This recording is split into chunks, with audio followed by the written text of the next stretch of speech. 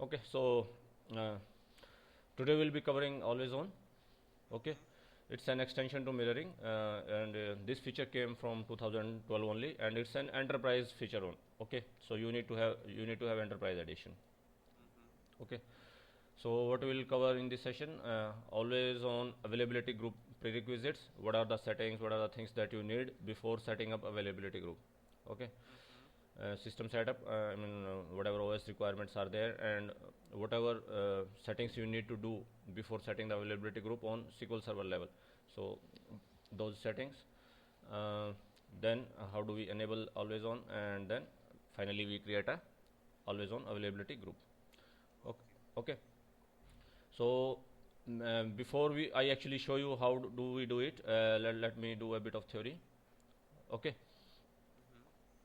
So what is AlwayOn? AlwayOn allows you to have multiple copies of a database set to be highly available on different replicas. So what it means is you have one primary server. Okay, it has say 5 databases which are required by your production application. Okay, so in mirroring, you might have noticed that when we were doing mirroring, you can mirror only one database to your mirror. Okay, so there was one primary server and one mirror server, and only one database can be mirrored at one time. So suppose your application need 5 database to run successfully. So this was a problem with mirroring. So you cannot make a group of database and fail over them together, so that application doesn't have a large amount of downtime. Okay, so here what you can do is you can make a group of 5 databases. This is known as availability group, and fail over the group as a single unit to the replicas. Okay. Another difference with mirroring is in mirroring you can have only one mirror server. Okay, so you have one principal server and you can have only one mirror server. But here it is allowed to have 4 replicas actually on secondaries. So you can have one primary server, and then you can uh, make group of database, say 5 database in one availability group, and then um, send those four send that availability group to 4 replicas. So in mirroring it was one primary and one mirror. Here it's one primary and 4 replicas. Okay. Another major difference is in mirroring, if you remember, you were not able to read the data from the mirror server. It was it was always in recovery mode, so it was not accessible. So you have to take a snapshot to read that data, right? If you remember. Okay, so here they have given you option, either you can keep that in recovery mode, or you can allow it to be in read only mode. So you can have one primary server and 4 replicas, and on those 4 replicas you can run your select statements. You can make it as a you can use those 4 replicas as report server, because the data is accessible. So these are few major differences actually, because of which they came up with AlwayOn. Okay. So if you talk about any enterprise environment, say in your company where you have clustering and everything set up, then probably you will never use mirroring now, because you have better options. That's why they are saying like down the line mirroring will become obsolete, and always on will take place of it. Okay, so that was the reason actually. But if you try at your home where you don't have a clustering environment or enterprise edition, then probably you will be using mirroring, or your production environment, if it is in say SQL Server 2008 R2 when AlwayOn was not there, so then also you have to stay with mirroring, because uh, of course this is a 2012 feature. So you can, if you have 2008 or R2 on your production environment, you cannot use AlwayOn. Then again you will go with mirroring. Okay. So what are the advantages of it? These four the replicas that are available, you can use them to offload your read only workloads. So whatever read commands you were running on your actual primary server, you can now run them on the replicas.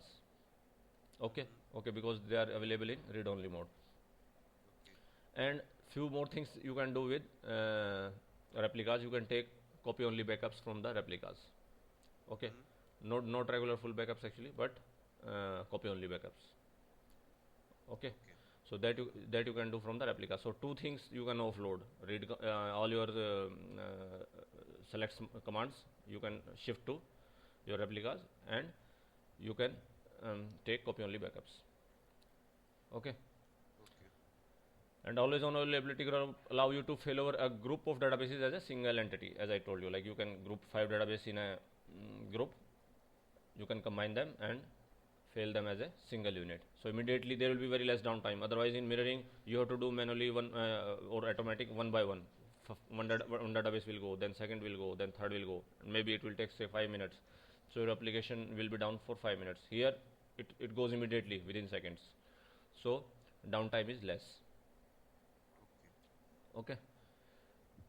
So availability, always on availability groups are an alternative to database mirroring. So they are an extension to the old mirroring actually. Okay. And the database, whatever you join in a availability group, they are termed as availability databases. Okay. And you can join one database only in one group actually. So suppose you have 20 databases on your primary server, and you put say DB1 in one group, you cannot put the DB1 in another group actually. Okay, so one database can stay only in one group. Okay. Okay, then yeah, then on hardware side, as I told you, the setting up the hardware side is a bit complex here actually. In your company probably you will find that all setup is already there in place. But if you try this at your home, you will find it a bit difficult. Okay, because always on availability group you require at least 2 server systems. You should have at least 2 servers. Okay, they can be physical server or they can be virtual machines. That's not a problem. Okay. In addition to that, you also need window failover clustering. Okay. So always on works only on a Windows failover clustering. So if you take 2 systems, they should be part of a Windows failover clustering. Although this is a networking side setup actually, okay, mostly the networking guys in your company will be doing it. But here, just for your knowledge, I will give you a quick overview actually, okay, of the environment that we'll be using to demonstrate this always on. Okay, so although I have mentioned all these steps in detail actually, how to do this failover Windows failover clustering also, but definitely that's not in the scope of this session actually. Windows clustering will be set up by the networking team, but I have mentioned the steps if just in case you want to try by yourself. Okay. Okay. So first thing is you need to have enterprise edition of Windows Server. Okay. So like on the machines that we will use for demo, we have Windows Server 2012 data center edition. Okay. So before I actually show you the environment, there are few more prerequisites for availability groups. What are they? One is 2012 enterprise edition is required. Okay. So you need to install the 2012 enterprise edition on both the servers on which you want to set up the AlwayOn. Okay. And few more things for the host to set up the AlwayOn. One is host server cannot be domain controller. Okay. So you cannot use the domain controller as one of the replica actually. Okay. So you cannot use that to participate in your AlwayOn setup. Okay. So normally in any company you will find that there is a separate dedicated domain controller. Okay. So definitely you won't be messing around with that. Nobody will even allow you to mess with around, but it's also a prerequisite. You cannot use that. Okay. Each host server must be participant node in Windows Server failover cluster. So those 2 machines should be a node in the Windows Server failover cluster. Okay. So this WSFC feature I will show you how to install it, and then you need to add those 2 machines to the failover cluster, Windows Server failover cluster. Okay. So they should be the part of this cluster, those 2 machines. Okay. Database recovery model should be full. and there must be a full backup of them. So to start it, you first need to take a full backup of the databases. Okay, and they should be in full recovery model, and only one database can be part of a single availability group. You cannot use that same database to be part of another availability group. Okay, so these are few of the things. Okay, now let me actually show you here, like I have shown you the system setup. First you need to set up the Windows failover cluster feature. Okay, so let's see how you do that. Let me show you the environment actually. So for this purpose, what I have done is, we have 3 machines. One is RBT-DC, so this is the domain controller actually. So this is Redbush Technologies domain controller. Okay, so this machine will act as a domain controller, and we have a domain called Contoso. Okay, this is a sample domain actually, which Microsoft uses in its demos. So I have used the same. So this machine has nothing else actually. It is a domain controller, and I have 2 more machines which will participate in my AlwayOn. So one, they are virtual machines. They both are virtual machines. Okay. So this machine is its virtual machine name is VM_storage, but this is actually its host name is VM3. Sorry. So this is VM3. So if I just show you this machine.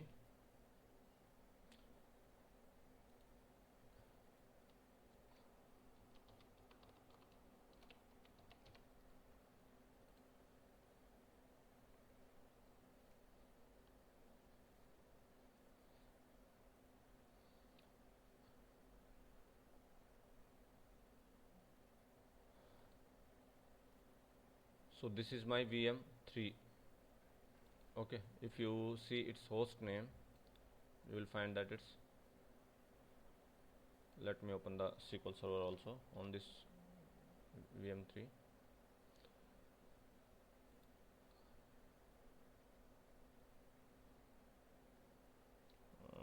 Meanwhile, if you check its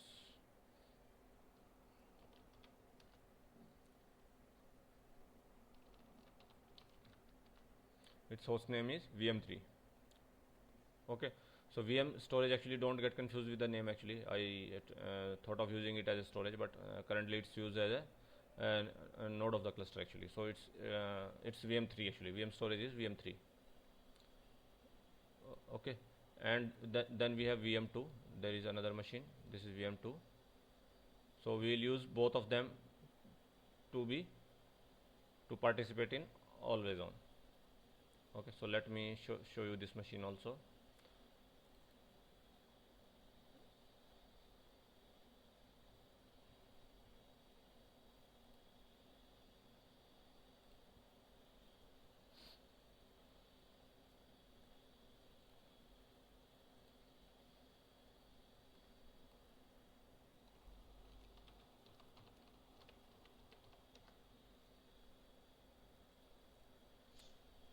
So this is my VM2. So we have VM2 and VM3, virtual machine 2 and virtual machine 3, which will be participating in this AlwayOn setup, and they are part of a cluster. Okay, so let me show you the cluster also. And I have made these virtual machines using Hyper-V actually. I don't know if you have experience with that. Hyper-V is a virtualization software actually. So you can use that if you want to try this thing at your say laptop.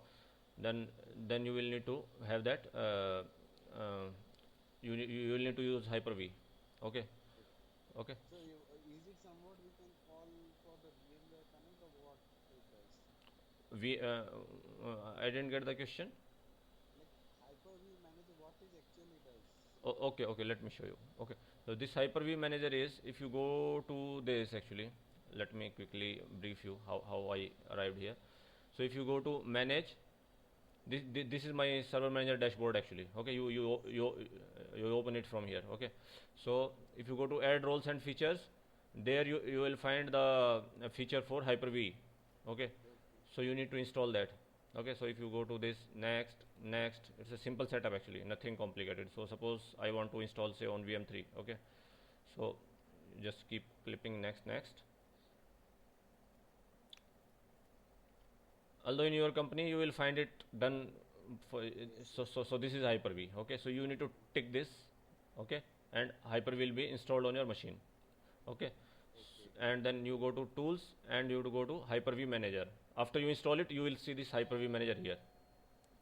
Okay, and then once you click on Hyper-V manager, you will see this screen, Hyper-V manager. Okay, here you can create your virtual machine. So here, like I have created, say you can just click this new button and virtual machine. Okay, and you can then tell, okay, I have my machine has say 8 GB. I create a virtual machine which will use 2 GB. Then another virtual machine will use 1 GB, like this. So here you can see like one machine is using 1 GB, this is using 2 GB, this is using 2 GB. Okay, so I have created 3 machines. Okay, then we have failover cluster manager. So same thing for the cluster manager. You go to manage, you go to add roles and feature, same thing. Okay, not here actually, it's there in VM2 because I have not configured the cluster for main host. So here if you click this, you go to manage, add roles and features, click next, say this is my say VM2. Okay, so I have already installed, but I just want to show you like where from you will which feature you will pick for clustering. Okay, then you will have Hyper-V is already installed on this machine. Then you go to features. So one thing is you need to have .NET Framework 3.5. Okay, so because to install SQL Server 2012 Enterprise Edition, you need to have minimum .NET Framework 3.5. So this should be installed, and then this is the option, failover clustering. Okay, so you need to tick this button. So when I'm saying this thing, each host server must be participant node in the Windows Server failover cluster. So obviously first you need to install Windows Server failover cluster. Okay, don't confuse it with SQL clustering. SQL clustering is totally different thing. Okay, that's a different thing. We are talking about operating system level clustering. So I have 2 machines, so I want to use them as a cluster. Okay, so Windows Server failover cluster will be installed using this feature. Okay, so once you install it, then you can go to tools and you will find this failover cluster manager here. When you click this, it will open this screen. Okay, so here I can see my cluster. So probably I set it up on, I think, VM2.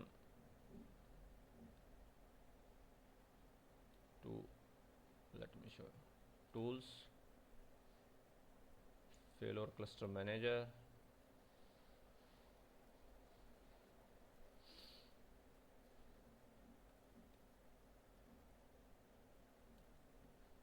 So it's opening that. It takes a bit of time actually. When you click failover cluster manager, it is a bit slow actually. So it will show you the cluster actually. So what I have done in the cluster is I have added VM2 and VM3 in my cluster. Okay, so if you see this, I have given name CLUS1. Okay, and this cluster is in Contoso domain. So here you will see, if you see the nodes, I have VM2 and VM3. They are added. They are the 2 nodes of this failover cluster. Okay, so this setup is in a company, it will be done by the networking team actually. Okay, mostly they will be doing it, but in smaller companies probably they can ask you also to set it up. So that's a off topic actually. I cannot go in detail actually, like how do you set up a domain controller and add the nodes in this because it's a networking thing actually. Okay, but here we have it ready. Okay, so the environment is ready. So what is the environment? You need to have Windows Server 2012 Enterprise or higher edition installed. You have your nodes ready. SQL Server 2012 Enterprise edition is installed on them, and a cluster is formed with VM2 and VM3. So all my environment is ready. Okay, so now we actually move to setting up AlwayOn. Okay, so all these things should already be there in place actually. Only then you can think of setting up the AlwayOn. Any question here? It's fine. Okay. Now we actually move to always on. So I go to, say, you can go to any of the machines. So say I go to, let me connect to VM2. Let me collect from that machine. So let me open the SQL server.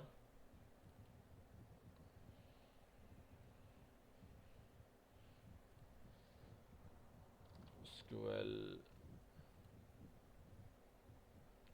A lot of background noise is coming from your side. Something is running. Okay, okay. That's fine. Do ask if you have any questions. Okay. Okay.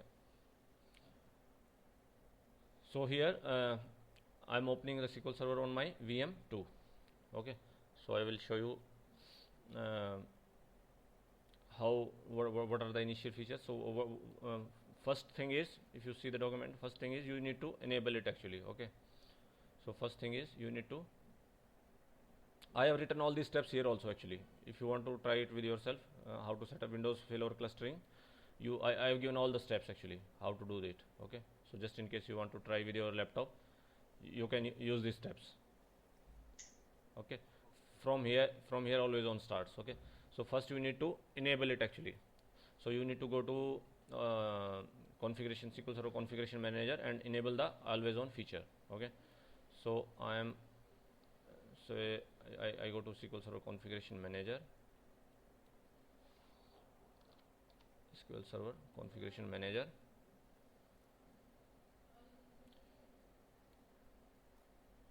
Let's connect to this also. Okay. Meanwhile it will connect.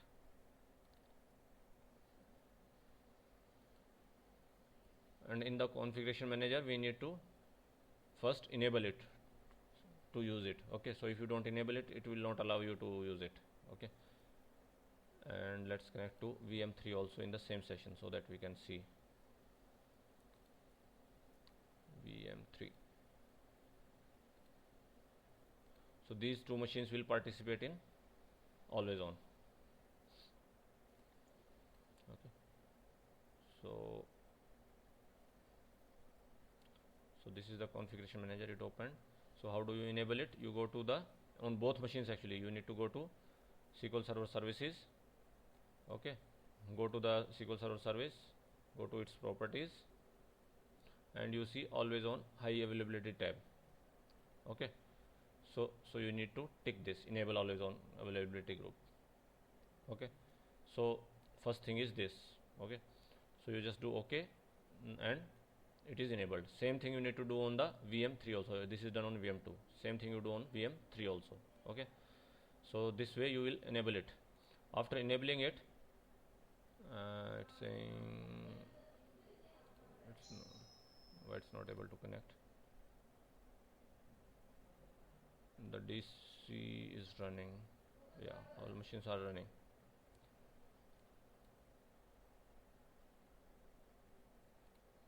Let me see if we can connect from here. VM3.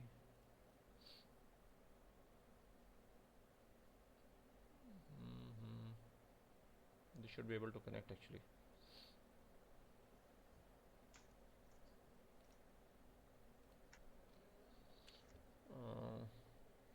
Let me check the services because it's not able to connect actually. So VM3 is not able to connect, so maybe some issue with the VM3. So let me check the service first, if the services are running, up and running. Or maybe let me go to the configuration manager itself.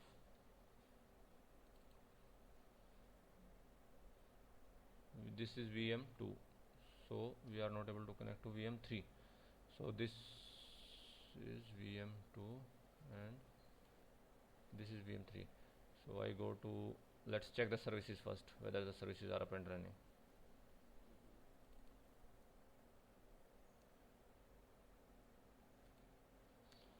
SQL Server Configuration Manager.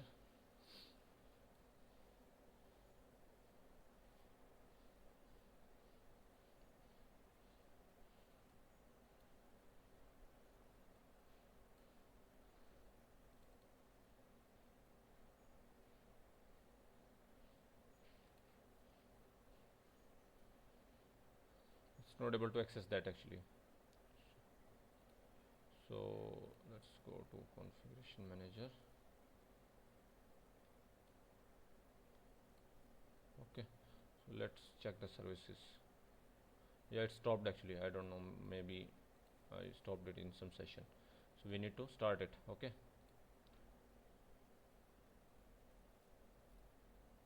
and agent should also be running, of course.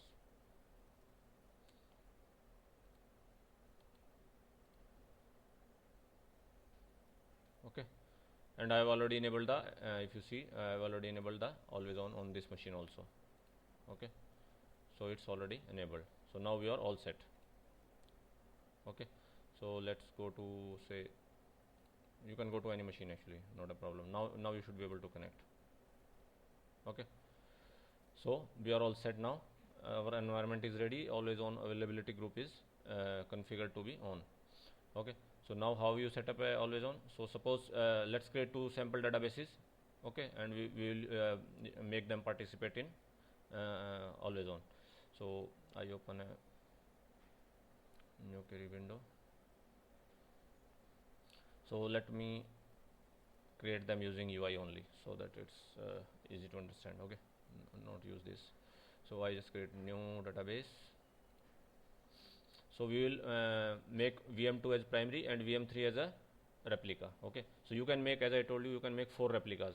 So we will just make one replica. If you want to try, you can have more than one also. So like I say demo db1. Okay, so this is my one. Let me put it on. Say I have a temp folder. Okay, C temp,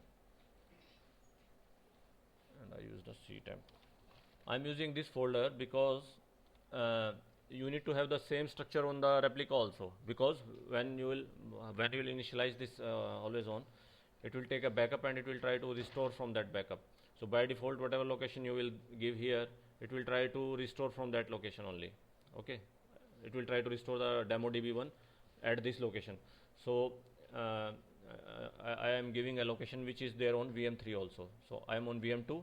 I am using ctemp. Ctemp folder is there in VM3 also. Okay, so it won't give you any error. Otherwise, it will say like, okay, I don't find this folder if you give some path which is not there on VM3. Okay, so I just say demo db1 and I create another database, say demo db2. Okay, we will make them a group, demo db2. Okay, again I put it on same tab. So you can use as many as you want actually. Okay, so it's recommended not to go beyond 100, but up to 100 it's no problem. You can add 100 groups, 100 databases to a group actually. So I created two databases, demo db1 and demo db2. Okay, so they are here. Okay, so we will make them participate in a availability group. Okay, so first thing, if you see the document, it says you need to take a backup also actually. Okay, in prerequisites, if you remember, I just told you must be, and there must be a full backup of them. If you don't take a full backup and just start it, it will not allow you actually. Okay, so to initialize it, first you need to take a full backup of them. So I am just taking a full backup. Okay, at the default location, I just say okay. A full backup is there, demo db2. I just take a full backup.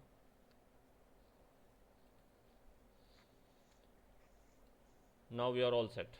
Okay, our databases are there, full backup is done, window clustering is done, always on is enabled. Now we can actually create a always on availability group. So let's start with that. You click new availability group wizard. Okay, so it will open this screen. Okay, just next, first is default. You need to give it a name. So I say my demo availability group. Okay, so my demo AG. Next, you choose which database you want to use to participate. So we have created demo. You see meet prerequisites. So these are available to be participate in this. They are ready to be availability databases. So I just tick them. Others are like I have already used them in some previous demo. Okay, so the one that are already there you cannot use them, but the ones that are available, it clearly shows they meet the prerequisites, so I choose them. Okay, so they will make a group, actually they will become availability databases. Click next. Now it will ask what are the replicas. So this is my primary. Okay, VM2 is my primary, so you can add up to 4 replicas here. So I say I want to have one replica at VM3, so you can add replica, and you can again click add replica, and you can add up to 4 replicas. So there can be one primary and 4 secondaries. Okay, and then do you want to make the replicas as read only? Yes, by default it's no, so it means they will be in recovery mode, you will not be able to read them. So you just click yes for read, so they will become read only. Okay, you can use them for select. Now if you remember mirroring, it supported automatic failover, if you remember, right? If you added a witness, it allowed us to have automatic failover. So here out of those 4, it allows up to 2 only to be available for automatic failover. Okay, so if you add 4 replicas, you can include only 2 as to be available for automatic failover. So I mark this as for automatic failover. Let's click this also, primary also to be participating in automatic failover. Another is synchronous commit. If you remember, we had synchronous commit and asynchronous commit. Synchronous commit is what? First it will initiate the transaction, it will commit at the replica, and then it will commit the data at primary server. So it has a bit of latency, but it allows up to 3 replicas to be available for synchronous commit. So what it means is, if you have a total of 4 replicas, only 3 can be available for synchronous commit, 1 will be in asynchronous. So this is how the limitations are currently. So only 2 replica can participate in automatically failover, and only 3 can participate in synchronous commit. Clear? Yes. Okay. Endpoints by default it will create. Okay, it will create endpoints to talk between these 2 machines. Then backup preferences, you just say prefer secondary, this is the default. Where should the backups occur? The secondary will do the backups actually. Okay, and then apply them, keep them applying on themselves. Listener is by default you have 2 options, either you create it later or you can create it by now itself. So if I click this one, what it means is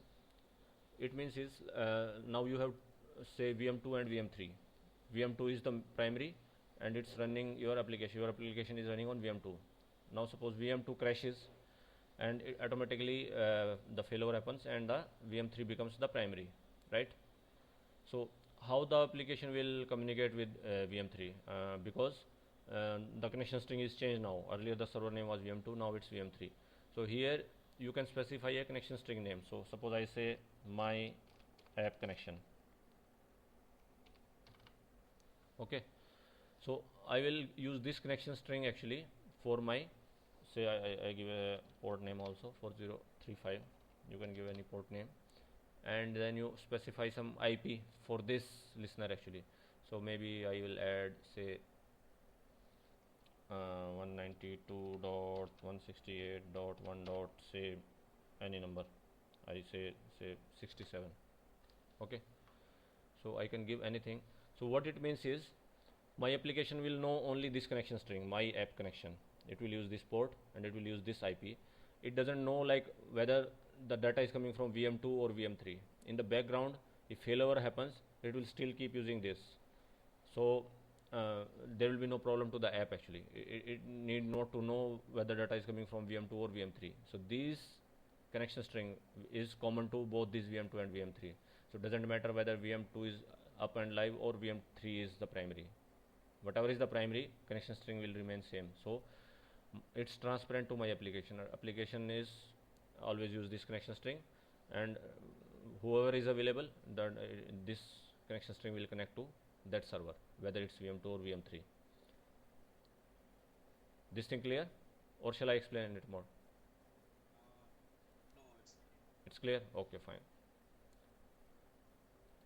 So I click next. Now since the backups will happen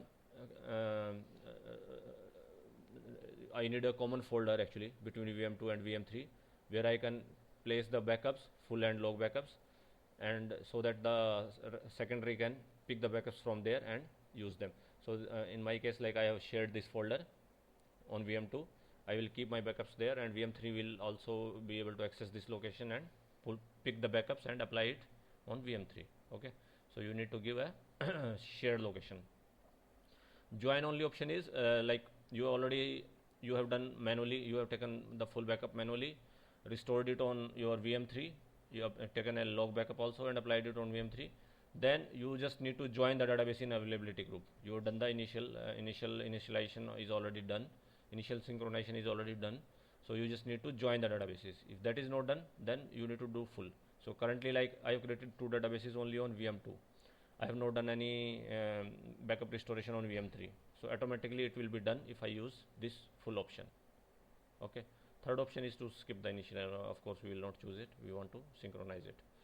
So I choose the first option, and system will automatically do everything. It will take the backups. It will put them here.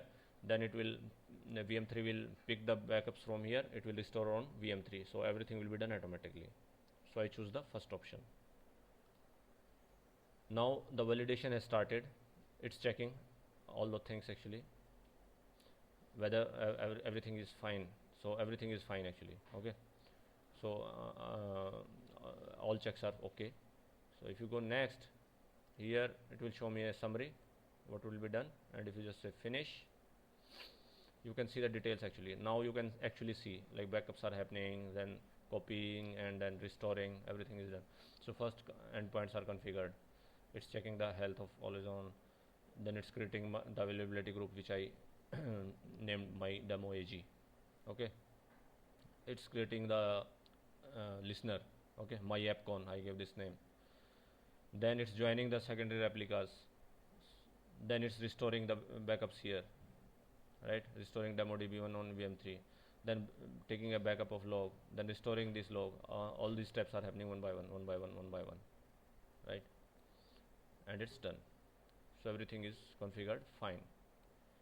So if I close it now, and if I go to VM3, these 2 databases will be available, demo DB1 and demo DB2 as synchronized. So you can see them here, and they are available for reading. You can see I can expand them. So if I create a table here now, automatically it will immediately come to my VM3. So let's create some sample table here.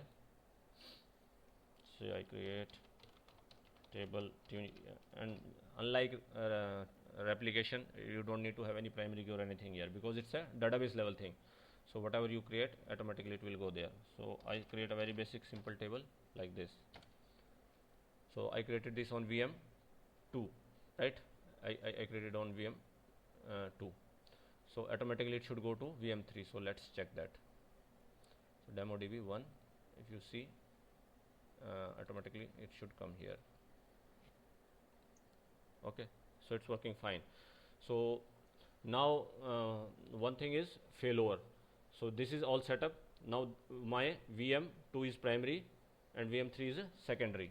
So you can check that from dashboard also. You can go to right click this and show dashboard of availability group. So it will show you like what are the machines that are participating in this. So it's saying my demo AG, this is my availability group. I already have 2 more. So this is the one that we just created. So it will show me the setup of this.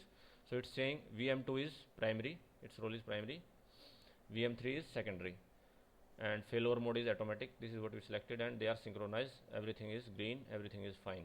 Okay, there is no data loss in this automatic failover.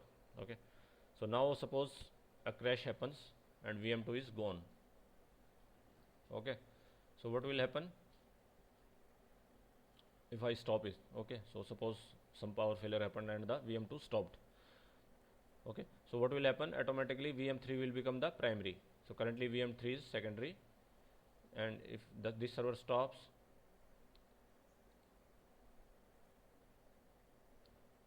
VM3 will become the primary. Automatically the failover will happen. So it's asking me, can I do I want to stop it? Yes. So suppose power failure happened, then what will happen? My SQL Server VM2 will not be available. You see here in dashboard also it is showing as cross, and here also it will show you red. Okay, so now what has happened? VM3 has become the primary now. Okay, so you can actually come to this, and if I create something here, say suppose I create a table here, create table say T2. Okay,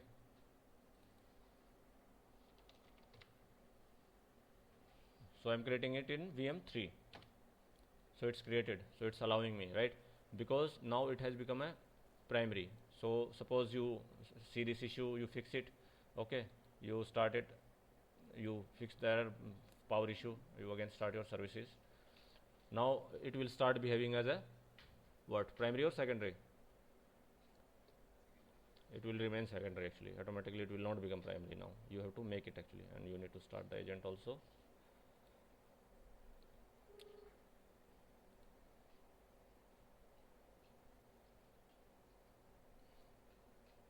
Okay, this thing is just like mirroring, right?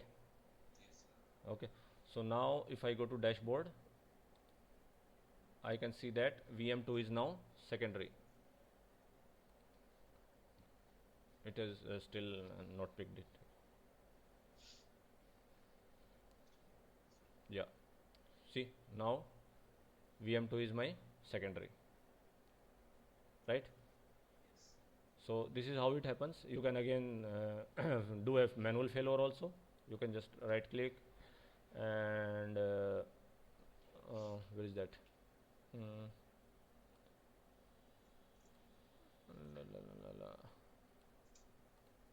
You can do a manual failure also like this. You can go to your availability groups,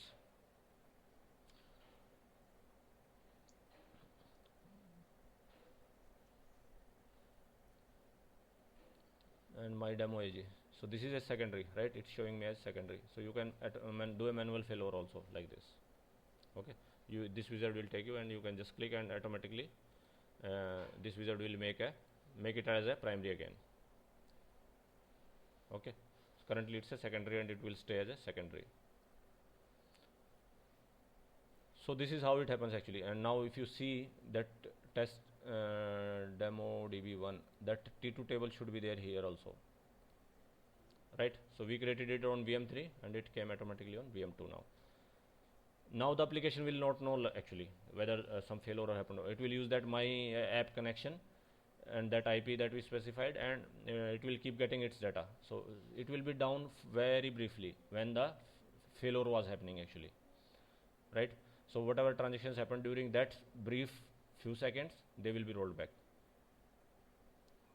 Okay, so any transactions happening during that duration, they are rolled back. So this is how this entire setup works actually. It's difficult to replicate on your local because there are so many things that needs to be configured. But if you have a Windows clustering in your company, then probably you can give it a try and try by yourself.